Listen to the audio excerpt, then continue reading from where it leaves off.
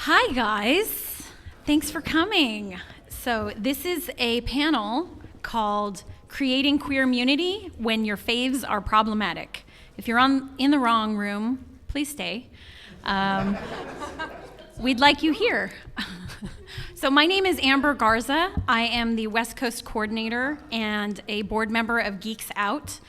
Geeks Out is a nonprofit that is dedicated to rallying, promoting, and empowering the queer geek community. We have a booth here that will be stocked with amazing t-shirts starting tomorrow. And I want to welcome everyone who's here. I'm going to introduce our panelists, and I just want to make a couple announcements before I start. One is I'm the only person on the panel who identifies as a person of color.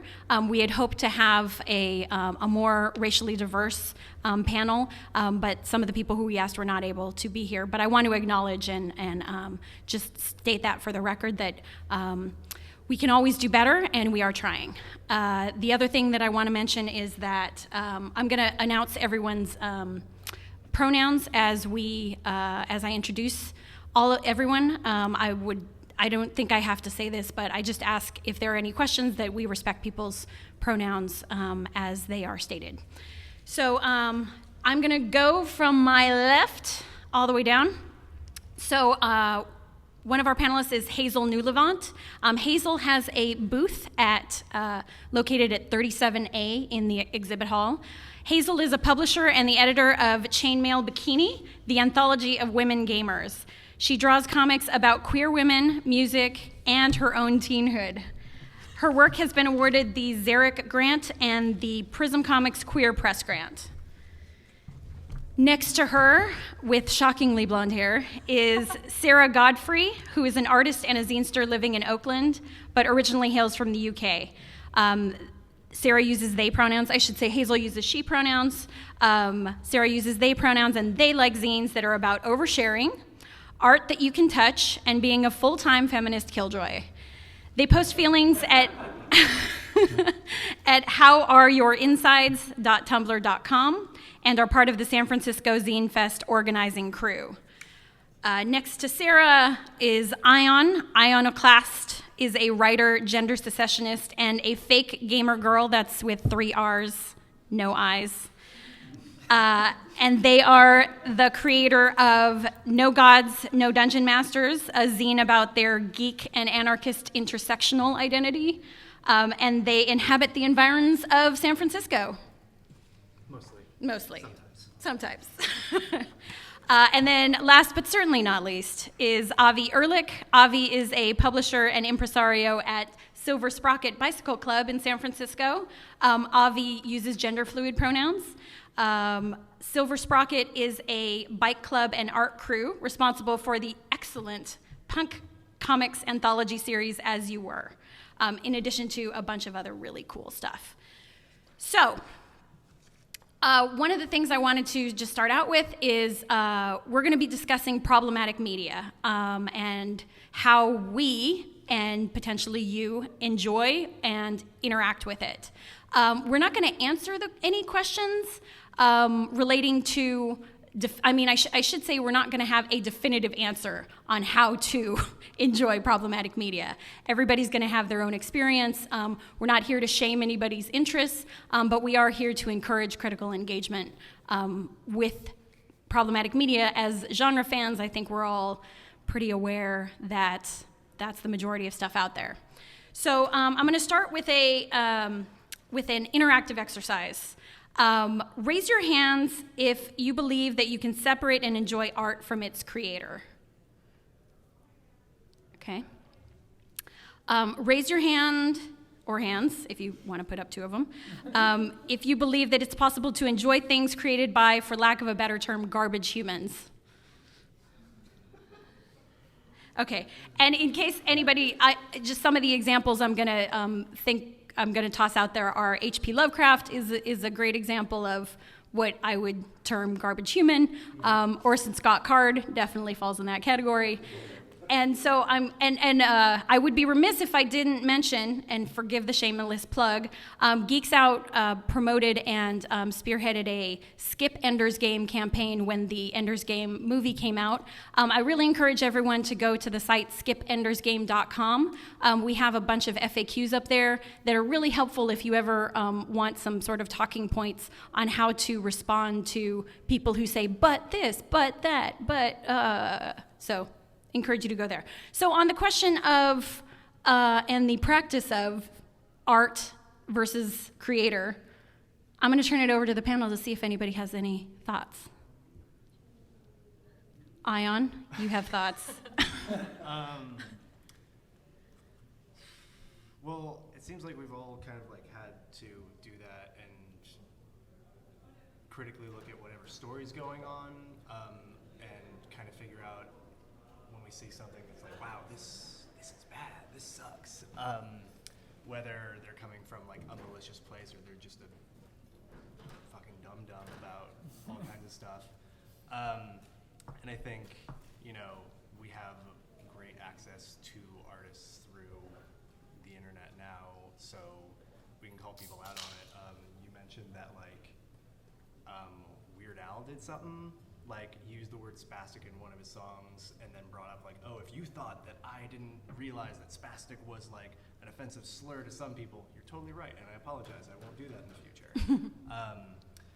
And you know, there's an opportunity for people to realize that and then just try and fix their behavior, but some people are very entrenched in what they want to do, free speech, blah, blah, blah, and they totally have the right to do that, and we have the right to try and ruin their lives. And I think that, you know, I didn't think Ender's Game was a great book, but that's because I don't like sci-fi that revolves around military things. And if somebody does think that's a good book, I don't think that they are bad, but I think that they should seriously consider trying to shoplift the book instead of giving that guy money. And if you need shoplifting techniques, talk to me afterwards. Do you guys have thoughts? Yeah, like on the topic of you know, separating the artist from the art, like most people are garbage humans in some ways. Like I'm terrified to see how other people's grandchildren look at myself and my peers, because we're always hopefully learning and improving. So like, yeah, like art is made by garbage people. Like it's up to us to, what's the next step, kind of is what I think. Cool. Okay, yeah. I think when it comes to engaging with media that is made by garbage people in whatever sense of the word. We're trying to make that trend, that term, garbage humans. Well, it's a good catch-all for people who have, you know, behaved in some despicable way in their personal lives, or who have used their public platform to make like gross statements. I think, like Ion was saying, not engaging with it is kind of about not supporting those creators or giving them more money and power and influence than they already have. And I don't believe that any individual reader or viewer or, you know, person who is taking in media has a responsibility to not buy something or not see something because they find out about this.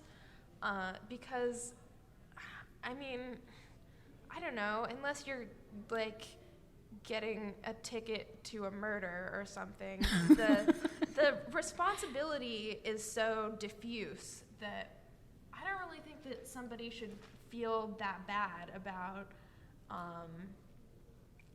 buying a ticket to a movie or buying a book, even if the creator does suck.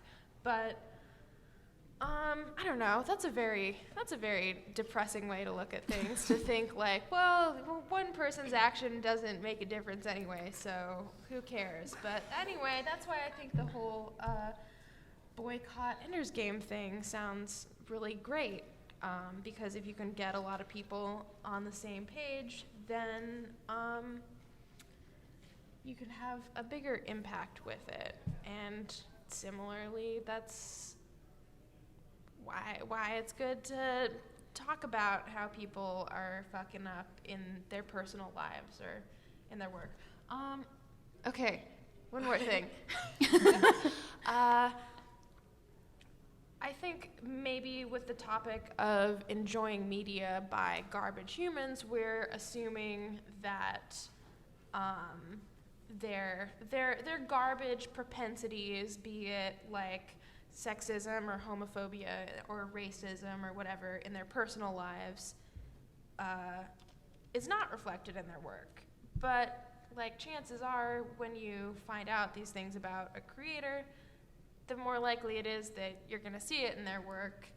So, I don't know. It's good to know from that perspective who stuff is coming from. And, you know, once you know it, it just might not make it enjoyable anymore. And then you'd be like, well, why would I read this or watch this anyway? Because, like, it's just no fun anymore sometimes. Yeah, I think I had that experience with Mel Gibson and, like, Mad Max. Like, you know, I didn't know he was just this terrible human being when I was watching Mad Max, you know, when I was a kid. And so now it's hard, you know, it changes my my experience knowing these things about him. I think that's just a fact. Have you guys found that to be the case? I guess I feel like I'm kind of done not having conversations about it. For me personally, if you're going to engage with a problematic artist or creator and you're not willing to talk about everything, then I'm done with it. I'm kind of not really interested. And so I will happily talk to you about why you're watching a Mel Gibson movie or reading a particular book or buying a Bill Cosby record or whatever the hell you're doing, which is happening at my workplace a lot, which is why I've been thinking about it. But I'm going to talk to you about it. And not in a aggressive, you know, accusatory way, but just in a, hey, this thing does not exist in a vacuum. It exists with these things around it. And if you're unwilling to engage with that, then there's a problem. And that is an excellent segue to our next question, which is, how do we as politically aware individuals and savvy media consumers negotiate our engagement with problematic media? And this can be personal or more structural. Just maybe realizing there's never going to be something that doesn't deserve a critical lens to look at it through. Paying attention to, especially things that are, trying to be representative, try and pay attention to what feels like representation and what feels like they're just marketing to us. To kind of like see where the zeitgeist is actually shifting to, and then maybe try and course correct it. How do you mean? Where's a bad place the zeitgeist might be shifting to that we might want to correct away from? I think that in some ways, there's a lot of people who are starting to, put queer characters into their works and stuff, and almost all of it has been awesome, especially because they get a lot of queer writers to write them, and a lot of them end up being kind of monochromatic set piecing, which is like, should we celebrate that we're being represented, or should we see that maybe as another like, this isn't exactly representation of us. I speak only of like queer things because that's the only thing I can speak to, but it seems like we're shifting from, people who overtly are open about being prejudiced against A, B, or C are very shunned in it, and we're kind of left with people who do subtle microaggressions that are very easy to defend as like, well, that's just part of this story. And I think that that's a great ground for conversation with people, because there might not be a right answer in some of them. I definitely have very strong opinions on it, but I don't think that there's an exactly right answer. I don't know if I just shifted that answer from the question though. I think one of the other areas is the what happened with Stonewall. It's like, okay, so you had All right, so you got a movie about Stonewall. What if we rioted against the movie and it was like the Stonewall riots or something? Stonewall riots? I made I was talking to a friend about Stonewall, and I said, you can tell that kind of story, but if you're going to make a fictionalized account, don't fucking call it Stonewall. Call it like rock ceiling or something, just don't call it Stonewall, because that's an actual historic event, and there's actual historic things that happen, and you're actually erasing historical characters in the service of this white savior character. So problematic. And I was so happy to see it fail. And I think that only happened because of engagement, because of community engagement, because of social media engagement, and because of because of this moment in history. We were talking about it earlier, and had that movie come out in the 80s, it might have been held up as like, look, it's representation, like we don't have anything else. But now we have the luxury in a lot of ways of, we don't have to settle for mere representation. We get to choose quality representation. And there's more resistance. I feel like I see more and more resistance from people in places that you wouldn't normally even see it, and it felt actually really important to see resistance to Stonewall. Mm-hmm. Do you have specific examples? Well, just in terms of, I feel like working with young people or seeing young people on social media and watching their responses to a lot of these things has been really important and actually really heartening in a lot of ways. And it also felt really important to see resistance to a movie within queer culture that was against kind of heteronormative gay white male culture, which I think that's really important. Yeah. Yeah, I think that gets at the fact that it's becoming easier and easier for marginalized people to be able to elevate their critiques of media to a mass platform, mostly through the internet. The internet's great. And yeah, it's great that there are fewer gateways now than ever before to write something being like, hey, this was sexist, or this was appropriative, or this, erased real historical trans people of color, and they're still alive now, a lot of them, and that's what really. And you could have talked to them, and. Yeah,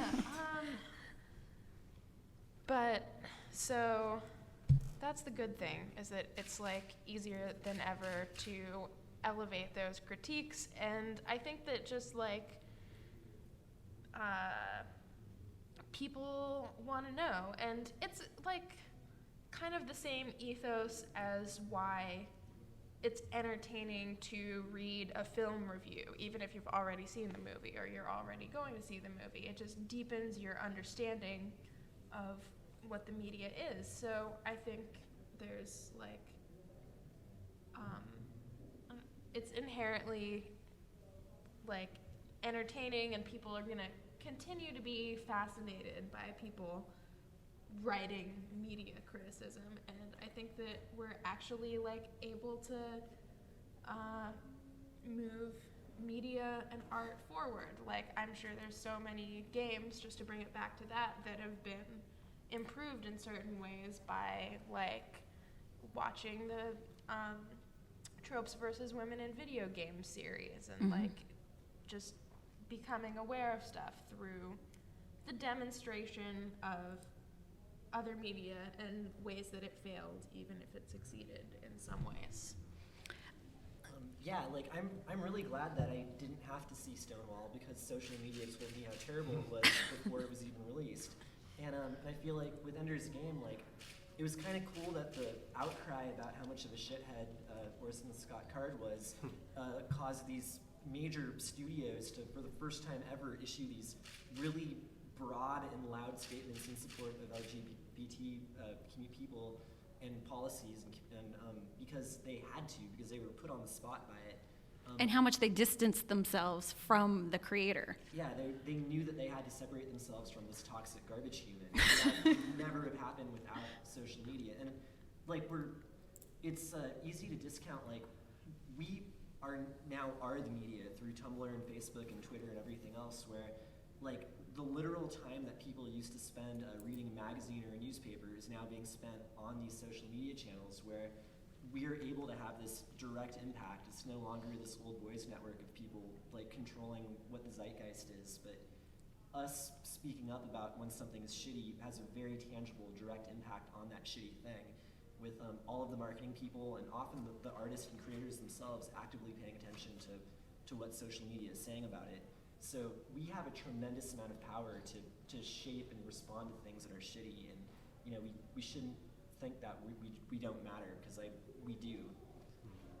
So that's a great segue to my next question, which is what are some of your personal techniques on how you respond to problematic media? I'm going to give just one example, even though I don't drink. Drinking games are one of the best ways that I've seen in terms of a social aspect of, you know, every time there's violence against women in Game of Thrones, take a shot. Things like that. So, well, I mean, I guess the idea is to get fucked up. So you can handle it. Um, So how do you guys, what kinds of things do you do? Just make fun of it, like make memes that the more the more accurate and hard-hitting your criticism is, the more people will share it and repeat it. Just like every other problem in life, it can be solved with memes. But also, like, culture jamming is really fun. Like, look at how there used to be Camel cigarette billboards, and then Ron English painted over and put a bunch of other cartoon characters around Joe Camel and wrote, like, Camel Kids, like, cigarettes are fun.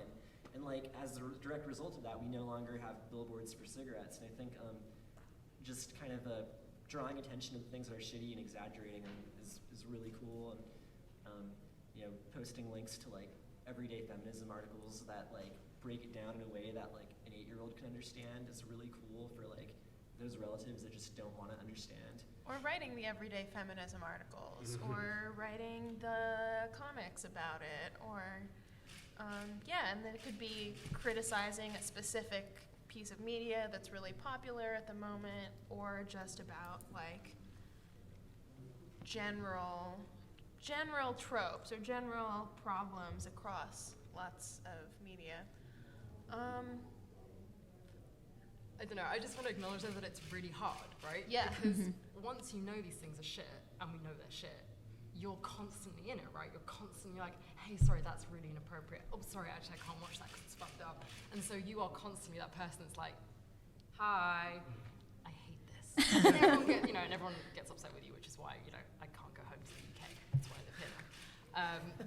But I think that you can pick your battles. Like, this is what I'm learning anyway. I can pick where I'm going to get angry and how I'm going to focus that anger. And often that is artistic for me personally.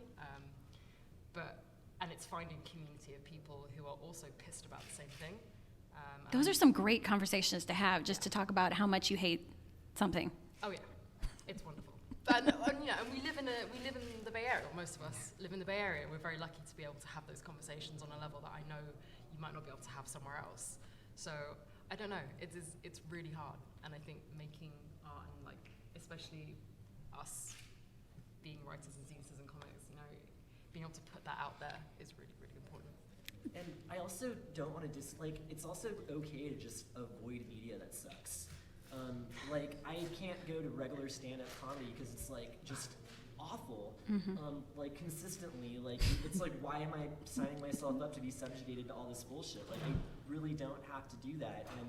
And it's really cool that like now there's like I live in San Francisco, and there's this one spot that is all of a sudden doing like really cool, like I don't even know what word to use anymore for shit that's not terrible, but not terrible comedy. And it's like this golden beacon, and it's fucking rad that there is that outlet for me to go and support. But like I'm totally an idiot about so much pop culture because I just physically can't watch it, and I don't think that like that doesn't suck. Like that's fine to just not engage with things that are shitty if you don't feel like it. Like, you're not obligated to. That's more than fine. I think that's great. Like, our cup runneth over with great art going on right now, and we have the ability to be connected to other people who are making art, artists who, take the basest effort to write something that comes from a place that doesn't use like lazy tropes or whatever, you know, all of us have kind of got each other's backs because of that, you know, shared idea that like, oh, we don't have to fuck around with like, you know, the words that the boys club used to use. And I think it's helped people who want to also engage with us to maybe see history as less of this incline of like, oh, you have to wait because, you know, we're just not there yet, but look, we're so close, like it's gonna be great when we're there, and turn around and say, oh, just be glad we're not back like 20 years ago. You would have been terrible. With the interconnectedness we now have, we don't have to do that like, oh, you just have to wait a little bit, because for a lot of people it's a life or death thing. And if it's not a life or death thing, it's a quality of life thing. And we don't have to just say, oh, you're probably right, okay. So on that, I hope I'm not putting you guys on the spot too much, but in the interest of sharing things that we have found helpful and those shining beacons, like what's one piece of media that you think is doing it right, or that you're happy exists in terms of you can enjoy this mostly without fear? Okay, I'm gonna go in on this. So, a big source of like fun games that I have found recently is this anthology by Merritt Kopas. She's a game maker. She made Hug Punks, and she made this anthology called Video Games for Humans. And it's an anthology of Twine games, which are like, if you don't know, I assume this audience might be educated in such things, but just in case, Twine is an open source platform for people to make like choose your own adventure style games that can be played in a browser and are text-based. And I just got turned on to so many great little games through that. I mean, each one is about equivalent to like a story or a zine. It's not like a AAA game that you can play for 80 hours or anything, but I think that's a great example of like, I guess like horizontal media, and a lot of the most prominent game makers in that community are trans women, which is awesome, and just like rad people telling their own stories. And there's one called Depression Quest, and there's one that somebody made about the sweater that he lost and how much it meant to him. And so that is my favorite thing right now. I like played through all of those. And that's They called were what great. again? It's called Video Games for Humans is the name of the anthology. And that has like a bunch of great selections. I've been really stoked on Adventure Time as far as like more mainstream pop culture goes, and I love that they take some really complicated issues that like most people don't want to talk to kids about at all, and present it in like some of the best ways that I've seen those issues for children presented. I mean, like, it's not perfect. Like, there are, especially like there's some specifics, earlier things that were kind of weird, but like I love like they're not shying away from like the Marceline bubblegum thing, and like in the way that they like talk about like the makeout episode, like what the fuck, that was awesome. So that's one that I'm pretty mostly stoked on without being terrified. And in case anyone doesn't know, it's a television series on Cartoon Network.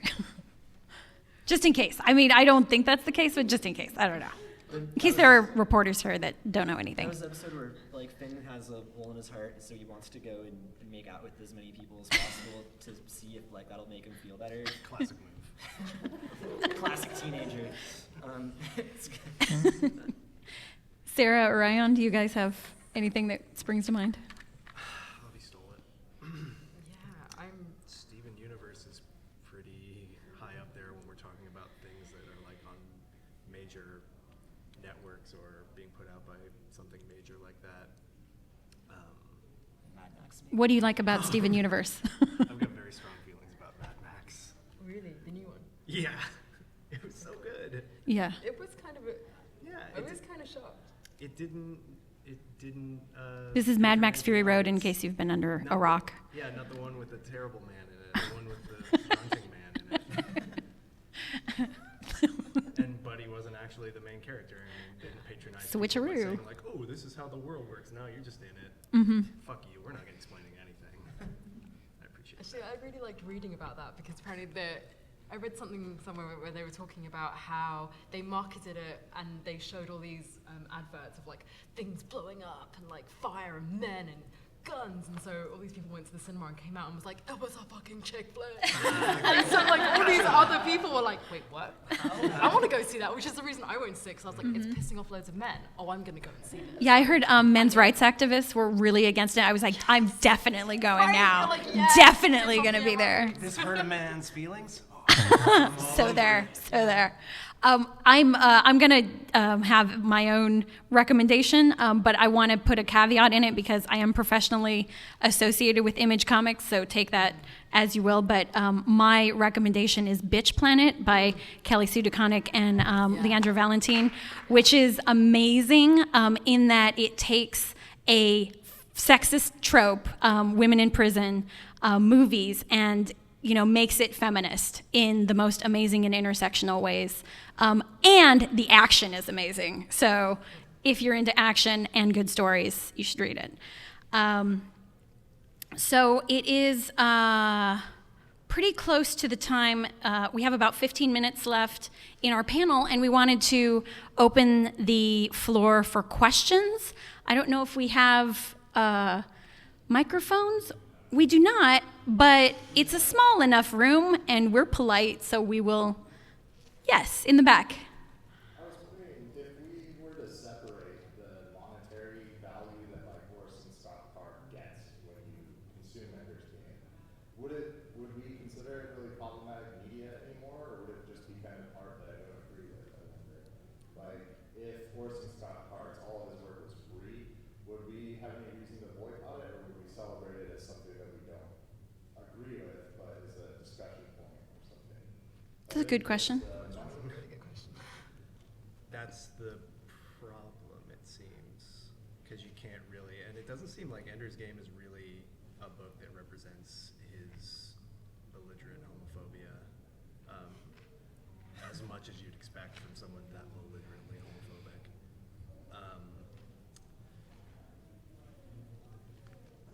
I think the art can kind of exist, and you could, if it's going to make your life better and enrich your being, like, I feel like that's fine. And if you want to make a political stand of not giving them money, I think that's right on.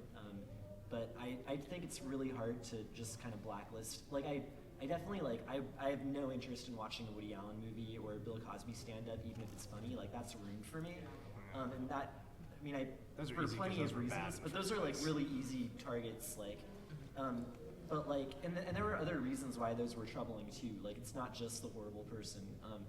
But I think that we're gonna find like things that are bad about pretty much any human, like on a scale of how awful they are or how you analyze that. And I think you might just not be able to appreciate any media at all if you just don't want to appreciate anything by shitheads. Yeah, and that goes for our own communities as well. We don't live in a community of people who are flawless, and we need to call each other out. And there's some things that are learning processes, and there's some that are indicative of something that is, I guess, for lack of a better term, dangerous in these people. But it's kind of dangerous to imply that art in and of itself should be virtuous.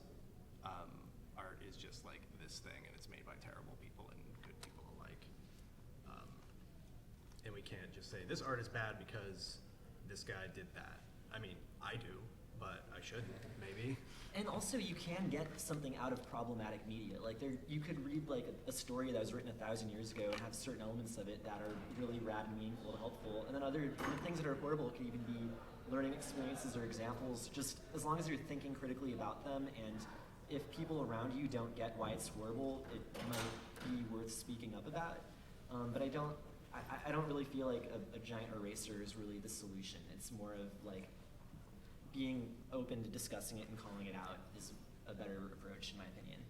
Yeah, and I think by discussing the problems, we can, for lack of a better word, like inoculate ourselves against some of the more insidious effects of, like, you know, if you articulate and talk about, like, oh, why is this, you know, employing like a racist trope or a sexist or, you know, any of those kinds of areas, then I feel like the less likely you are to just unconsciously absorb it as normal, which is, you know, something that we all do. So I guess,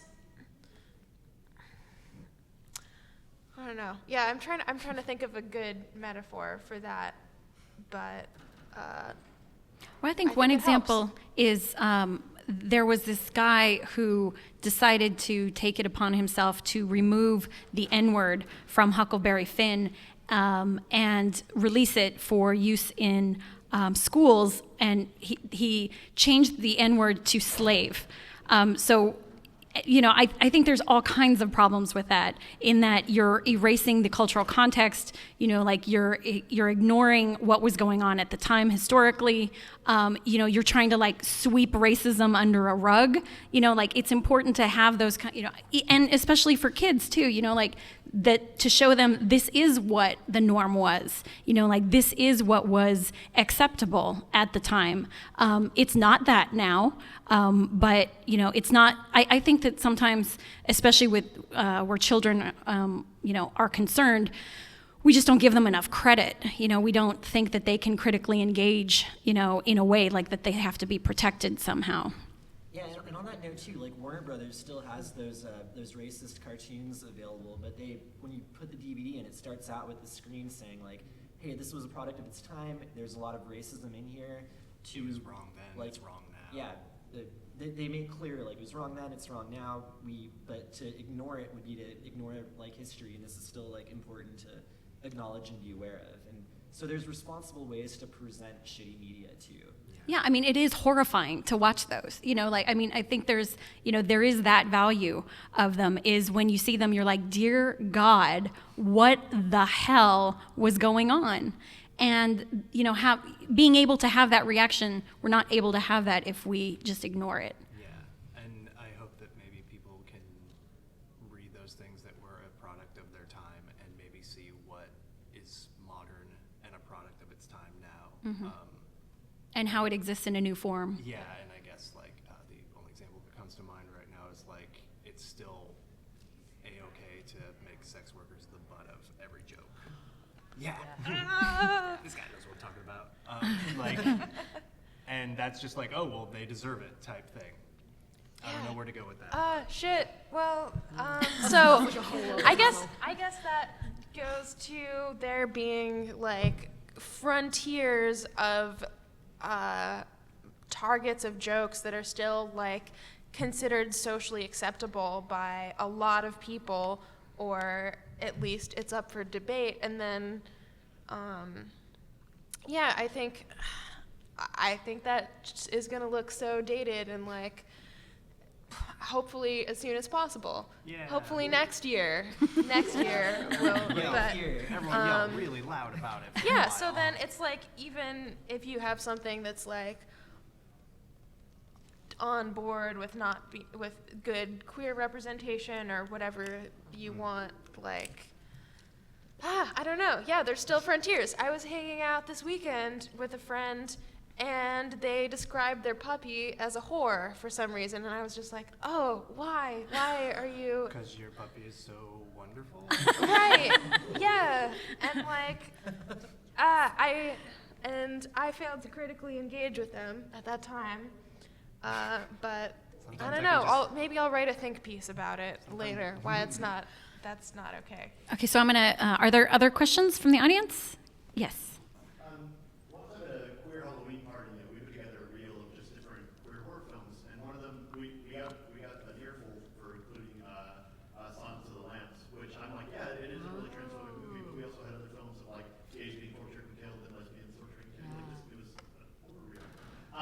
And I began to wonder if we should have put up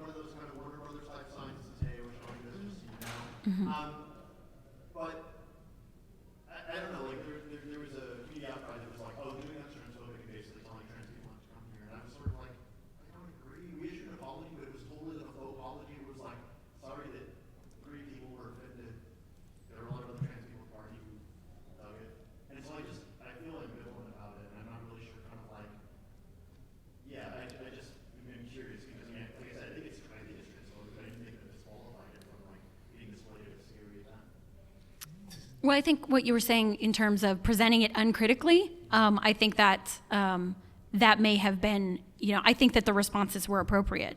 When it's presented uncritically, when you're presenting something and saying we have no opinion on this, you do have an opinion on it. You're taking no position. It's like your no position is a position. So, do other people have thoughts? I have so many feelings about it. Yeah, go for it. So this movie was actually quite important to me when I was growing up because I was like, I want to be that guy. What? And it was very confusing. And I really love that song still. I think that for me personally, and to what you were saying, I think it can be showed. I think it is actually an important thing to look at how people are portrayed in mass media, and especially trans people. And I think that it's important to pinpoint like this is how people are reacting. This is what we're visually putting out to the world about what we think about trans people. And I think that it is important to be like, we need to look at it on some level and we need to critique it. So I think you can show it, and I think also the conversation is equally as important. I also think that like you're having a party for a bunch of folks and you want to remind them that that there's people out there who want to kill them. Like that just seems kind of weird to me. Yeah. I'm sorry. As an Uber weirdo, I've never seen this movie. Silence of the Lambs?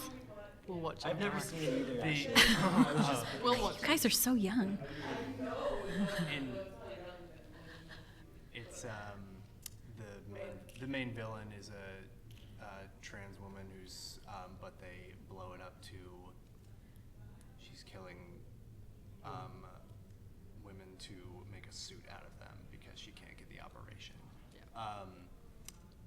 It's using the trope of like being transgender as being sick. Yeah, and It's that horrific. was the first time I ever saw a trans person in a movie or anything ever, and I'm sure that like, especially because of when it came out, I'm sure a lot of other people had that experience as well. People still, there's a band, Gloss, that just some people just took to Twitter to say like Gloss is just a bunch of men in panties, and then like putting up pictures of Buffalo Bill, and then Buffalo Bill is the character in Silence of the Lambs. and then that band got dropped from their label, and everyone hates them now. And I hope they catch on fire. Yeah, the Twitter response to that was amazing, and like That the was internet amazing. just erupted and was like, "Fuck these shitheads who are making fun of Gloss. These guys are idiots," and everybody had to take a position on it, and everyone and they're now like done with being a thing that the music industry is going to support. And I'm so stoked on that. I think they all died in a swamp. True story. Hazel? Regarding what Avi was saying earlier about like the appropriateness of showing something at a party that is going to make some of your guests uncomfortable for their own reasons. I read an interesting thing recently about separating activism into two different categories. That there is activism that provides support for people, and there's activism that agitates for change. And sometimes those things don't fit together so well, or even can't be combined at all. And you can like show, for instance, maybe Silence of the Lambs in like an activist context of like this is the portrayal of trans people, trans women that is still like has a lot of social currency and is still prevalent, and we're gonna like talk about it or say why it's wrong or try to like engage with whoever made it, but that isn't necessarily compatible with providing support, or like if you have a blog post that's like trans people are beautiful and wonderful, but also just remember like how much more likelier you are to die. It's doesn't necessarily mesh. It's just important to remember in all these contexts that, like, while it may seem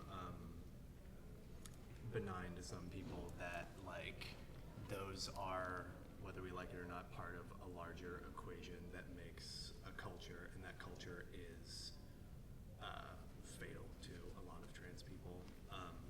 But And I personally think it's really important to defer to the group that you may not belong to, that you don't identify with, that's having the problem. I mean, because, you know, I think that I am spectacularly unqualified compared to a trans person to talk about trans issues. And, you know, it doesn't mean I don't have anything to say, but it does mean that I don't have that lived experience. And from my position, that's one of the most important things. Is there are things that happen to people because of their identities that I will never understand completely. You know, I can try and listen and I can try and learn, but you know, I won't understand what it's like to live every day as that person. That doesn't mean I can't have empathy. That doesn't mean I can't learn from their experience. But you know, that's recognizing my own privilege in that regard. And thank you for the person who asked this to be willing to engage with a critique of your event and think about, you know, changing it next time. That's awesome. yeah. Yeah. Yes.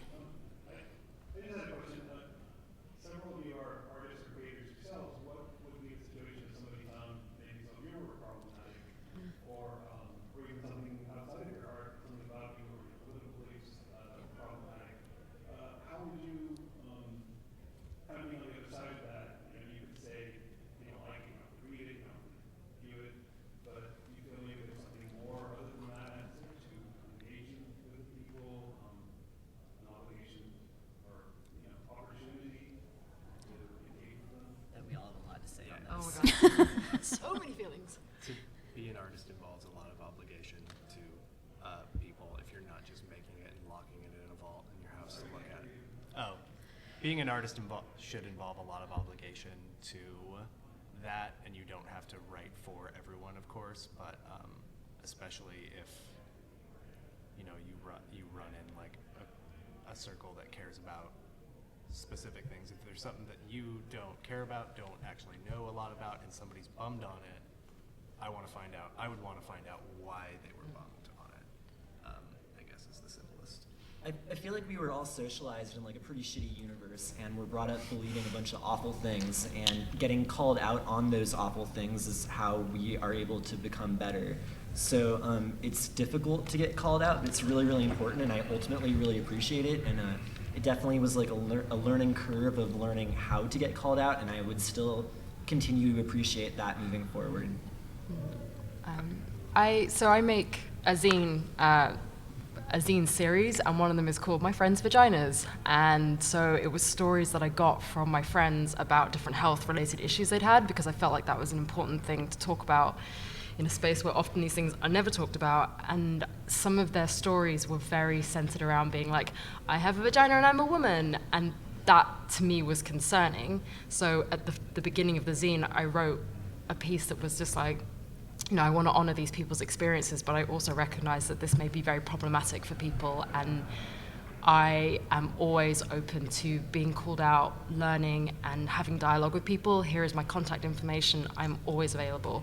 And I feel like you do kind of have a responsibility to be like, yeah, call me out. Let's talk about it. It's hard. I think it's, many artists are intimidated by making work in a context where their readers could so easily have feedback on it, but you know, then it's just as easy if people can communicate to say like something that they found objectionable about your work. It's just as easy to publicly apologize for it or whatever. And I think that I had a conversation recently with somebody about what critiques to take on board. And yeah, this was, okay, the context was, it was my white friend with dreadlocks, and I had like posted something about how I thought this wasn't great. And she was like, well, why everything you do is going to offend somebody, so why, you know, why should I care? Yeah, I guess, why try? And I was like, yeah, that's true, but, you know, I think that the critiques about cultural appropriation are valid, and, you know, that's personally something where I would want to alter my behavior, which extends to altering what I publish, for the sake of not hurting somebody in that way. And, you know, if somebody's, and people can have bullshit critiques about your work too. Like, the critique could be a homophobic or sexist or whatever critique, and then, yeah, but it's easy to feel like somebody is being oversensitive if they're, you know, they're coming from, in some way, a more disprivileged status, and then you have that privilege, like you're white or you're straight or whatever, but ultimately, hey, it's great that we live in a time where a plurality of opinions or a plurality of people's feelings are meaningful, and, you know, so I always try to take stuff on board. And I think that people bringing these things up aren't really a challenge to write less offensively. It's a challenge to write better in the end of things. And, like, in terms of, like, seeing other people react to that, it makes me trust someone infinitely more to hear someone admit that they were wrong about something. To imagine someone is just, like, jumps out of the ether being A-okay on every single thing is ridiculous. We all gotta, like, work at it every single day. And I think that's a great place to stop, that we have to work on it every single day. So I wanted to thank everyone for coming. I wanted to make sure that you know that Hazel is at Space 37A with her book Chainmail Bikini and If This Be Sin. Check out Silver Sprocket Bicycle Club on the interwebs. And Sarah, and your Tumblr is How Are Your Insides? How Are Your Insides? Tumblr.com. And Geeks Out will also have a booth with some amazing t-shirts. Can't wait to show you tomorrow. So thanks so much, everybody, for coming, and enjoy the rest of your con.